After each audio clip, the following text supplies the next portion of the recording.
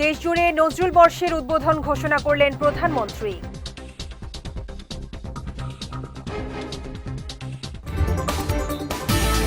সারা দেশে একযোগে এইচএসসি ও সমমান পরীক্ষা শুরু।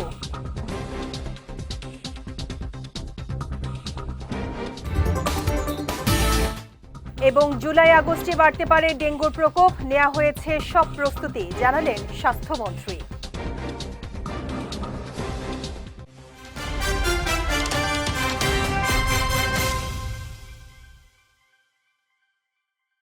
আসসালামু আলাইকুম। পুষ্টি চা নিবেদিত বিজয় রাতের সংবাদে আমন্ত্রণ জানাচ্ছি আমি শেখ তাসফিয়া করিম। শুনছিলেন শিরোনাম, এবারে বিস্তারিত। দেশের ৬৪ জেলায় একযোগে নজরুল বর্ষ ২০২৬-২৭ পালনের উদ্বোধন ঘোষণা করেছেন প্রধানমন্ত্রী তারেক রহমান।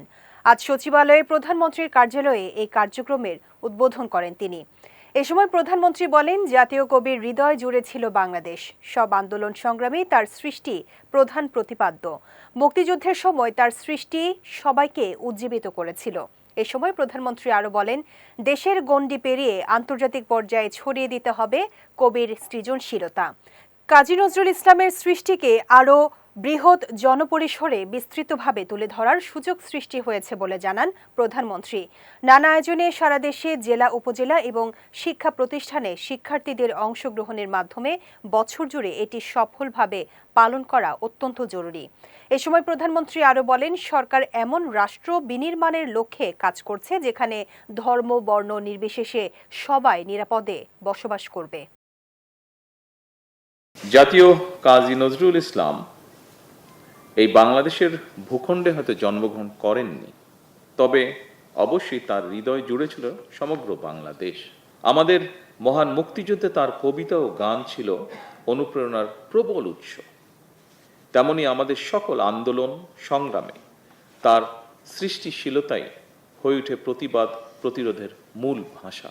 জাতীয় কবি কাজী নজরুল ইসলামের জীবন, কর্ম, সাহিত্য, সঙ্গীত, দর্শন এবং মানবিক চেতনাবোধের প্রতি গভীর শ্রদ্ধা জানিয়ে আনুষ্ঠানিকভাবে আমি নজরুল বর্ষ ২০২৬-২০২৭ বছরব্যাপী কর্মসূচির আনুষ্ঠানিক উদ্বোধন ঘোষণা করছি।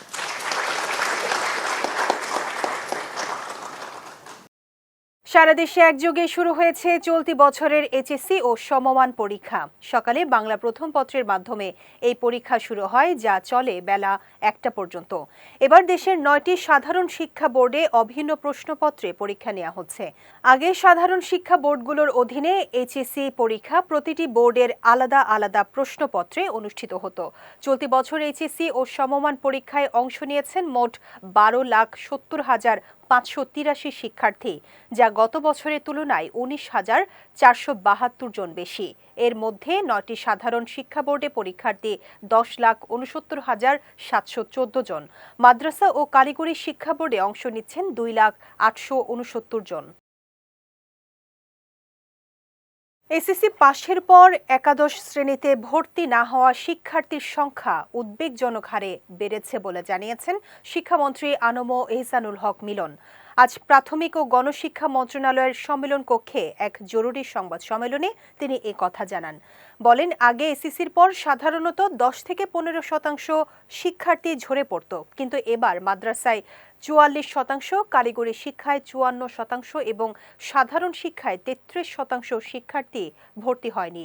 এদিকে সরকারি প্রাথমিক বিদ্যালয়ের প্রধান শিক্ষক পদে দীর্ঘদিন ধরে আটকে থাকা পদোন্নতি কার্যক্রম পুনরায় শুরু হওয়ার পথ খুলে দিয়েছে আপিল বিভাগের রায়। আজ এই সংক্রান্ত একটি মামলায় রাষ্ট্রের করা আপিল মঞ্জুর করে রায় দিয়েছেন আপিল বিভাগ। এ বিষয়ে শিক্ষামন্ত্রী বলেন, মামলাটি সরকারের পক্ষে নিষ্পত্তি হয়েছে এবং দীর্ঘদিনের আইনি জটিলতার অবসান হয়েছে। মাদ্রাসায় 44%, টেকনিক্যাল এডুকেশনে 54% এবং জেনারেল এডুকেশনে সেখানে হয়েছে 33% drop out. It's a huge number.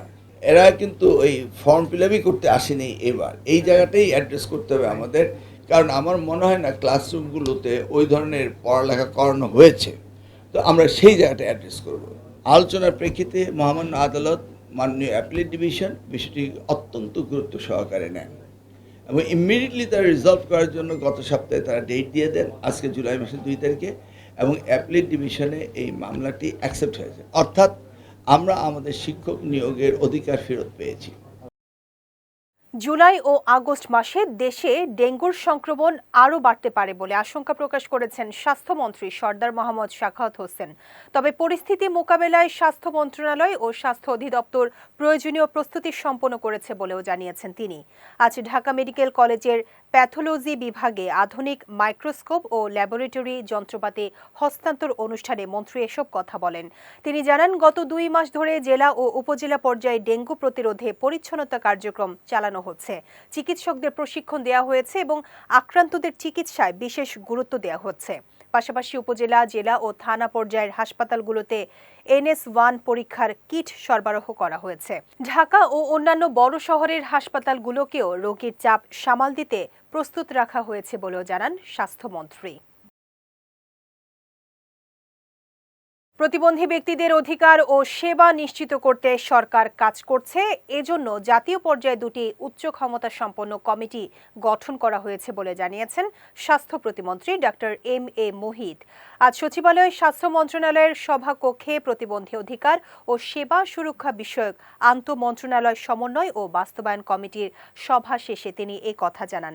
বলেন, এসব কমিটির মাধ্যমে প্রতিবন্ধী ব্যক্তিদের স্বাস্থ্যসেবা, পুনর্বাসন, শিক্ষা, কর্মসংস্থান ও অবকাঠামোগত সুবিধা নিশ্চিত করতে সমন্বিতভাবে কাজ করা হবে।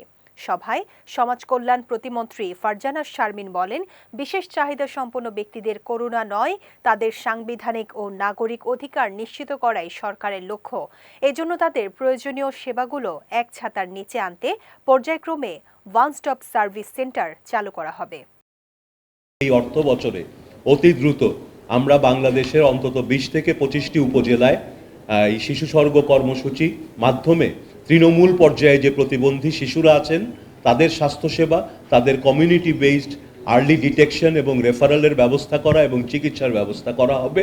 পাশাপাশি একটা সমন্বিত কর্মসূচির পরিকল্পনার জন্যে আমরা যখন তাদের খুঁজে বের করব, প্রত্যেকটি শিশু এবং পরবর্তীতে অন্যান্য প্রোগ্রামে প্রত্যেকটি প্রতিবন্ধী নাগরিকের জন্য আমরা আলাদা ফাইল খুলব, সেখানে তাদের চাহিদাগুলো লিপিবদ্ধ থাকবে এবং দেন সেটার থেকে আমরা সমাজ কল্যাণ মন্ত্রণালয়, অন্যান্য যে সমস্ত মন্ত্রণালয়, সেখানে আমরা তাদেরকে রেফার করতে পারবো যাতে তারা দীর্ঘমেয়াদী পুনর্বাসন, কর্মসংস্থান এবং অন্যান্য অধিকার তাদেরকে ওই মন্ত্রণালয়ের মাধ্যমে নিশ্চিত করা যায়। দেশে তরলীকৃত পেট্রোলিয়াম গ্যাসের নতুন দাম নির্ধারণ করেছে Bangladesh energy regulatory commission BERC। বিকেলে BERCর এক বিজ্ঞপ্তিতে LPGর দাম নির্ধারণের বিষয়টি জানানো হয়েছে। নতুন এই দর সন্ধ্যা 6টা থেকেই কার্যকর হয়েছে। 357 টাকা কমিয়ে 12 কেজি LPG সিলিন্ডারের নতুন দাম নির্ধারণ করা হয়েছে 1528 টাকা। এর আগে সবশেষ গত 2রা জুন 12 কেজি LPG সিলিন্ডারের দাম 1940 টাকা থেকে কমিয়ে 1885 টাকা নির্ধারণ করেছিল BERC। সেই সঙ্গে ওই দিন যানবাহনে ব্যবহৃত অটো গ্যাসের দাম লিটার প্রতি 89 টাকা 50 পয়সা থেকে কমিয়ে 86 টাকা 93 পয়সা নির্ধারণ করা হয়েছিল। এবার পুষ্টি চিনি গুঁড়া চাল নিবেদিত জেলা সংবাদ।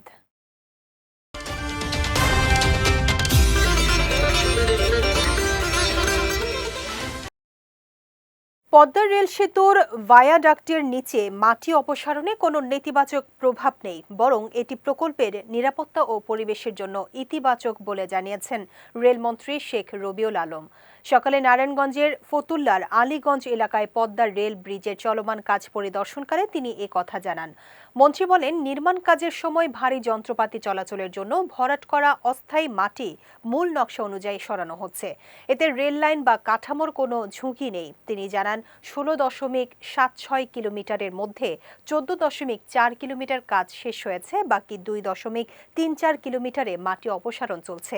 এ সময় সড়ক পরিবহন ও রেল প্রতিমন্ত্রী হাবিবুর রহমান, রেল মন্ত্রণালয়ের সচিব ফাহিমুল ইসলাম, প্রকল্প পরিচালক ব্রিগেডিয়ার আবুল হাসনাত মোহাম্মদ সাইম সহ অনেকে উপস্থিত ছিলেন। এটা দেখার জন্য আমি বলেছি জ্ঞানসম্মত লোকজনের সাথে জড়িত, ডিজাইন সম্পূর্ণ নিরাপদ এবং যে কাজটা করা হচ্ছে তার ডিজাইনের অংশ। আমি আরো মনে করছি এই ভায়াডাক্টের নিরাপত্তার জন্য, এখানকার পরিবেশের জন্য, স্বাভাবিক প্রবাহ, জলরাশি, জলাভূমি, আর্দ্রতা সবকিছু মিলিয়ে এই মাটিটা যে 2.34 কিলোমিটার অপসারণ দরকার, সেটা করা একান্তই প্রয়োজন। আমরা সেটা করতে চাচ্ছি, আপনাদের সহযোগিতা চাচ্ছি। ডেফিনেটলি যারা আমরা এর সাথে জড়িত তারা এই ভায়াডাক্টের নিরাপত্তা নিয়ে আপনাদের মতো সচেতন। এটা আগামীতে যাতে বৃহত্তর রেলওয়ের জায়গা তো রেলওয়ের স্বার্থেই ব্যবহার হবে, আর রেলওয়ে তো এই দেশের মানুষের স্বার্থে, দেশের স্বার্থে, তার জন্য সর্বোত্তম ব্যবহার নিশ্চিত করবে ইনশাআল্লাহ। সোনারগাঁওয়ের মোগরাপাড়া চৌরাস্তায় যানজট নিরসনে অভিযান পরিচালনা করেছে ভ্রাম্যমাণ আদালত। দুপুরে সোনারগাঁ উপজেলা নির্বাহী কর্মকর্তা আসিফ আল জিন্নাতের নেতৃত্বে ভ্রাম্যমাণ আদালত পরিচালনা করা হয়। অভিযানকালে রাস্তা দখল করে গড়ে ওঠা বিভিন্ন দোকান ও সিএনজি ড্রাইভারদের বিভিন্ন মেয়াদে জেল ও জরিমানা প্রদান করা হয়। এ সময় উপস্থিত ছিলেন সোনারগাঁও থানার ভারপ্রাপ্ত কর্মকর্তা গোলাম সারওয়ার, মোগরাপাড়া ইউনিয়নের ভারপ্রাপ্ত চেয়ারম্যান নুরুল হক, ইউপি সদস্য আবুল হোসেন তুষার, সোনারগাঁও উপজেলা বিএনপির সাংগঠনিক সম্পাদক নিজামুদ্দিন সহ অনেকেই। যাচ্ছি পুষ্টি ড্রিঙ্কিং ওয়াটার নিবেদিত খেলার সংবাদে।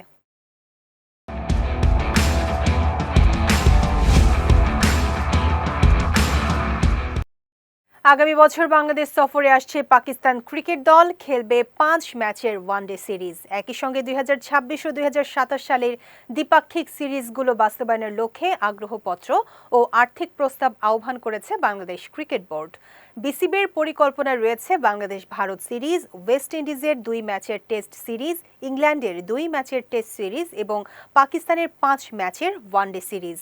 এর মধ্যে কিছু সিরিজ চলতি বছর এবং কিছু আগামী বছর অনুষ্ঠিত হওয়ার কথা রয়েছে।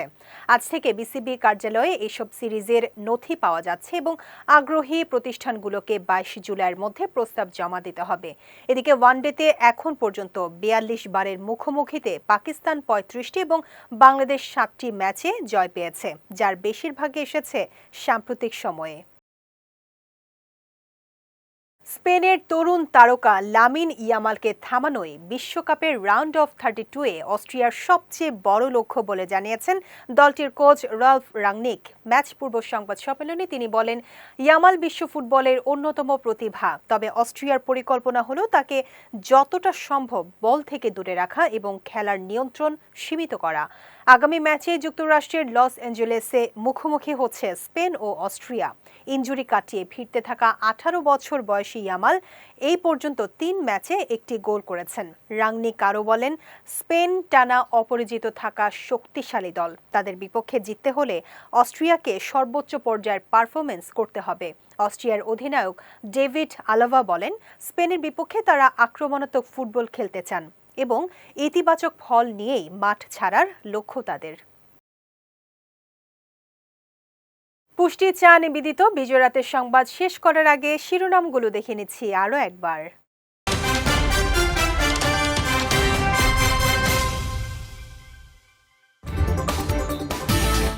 দেশজুড়ে নজরুল বর্ষের উদ্বোধন ঘোষণা করলেন প্রধানমন্ত্রী।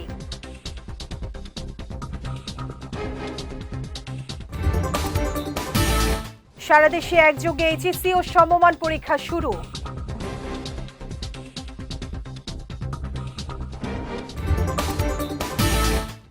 এবং জুলাই আগস্টে বাড়তে পারে ডেঙ্গুর প্রকোপ, নেওয়া হয়েছে সব প্রস্তুতি, জানালেন স্বাস্থ্যমন্ত্রী।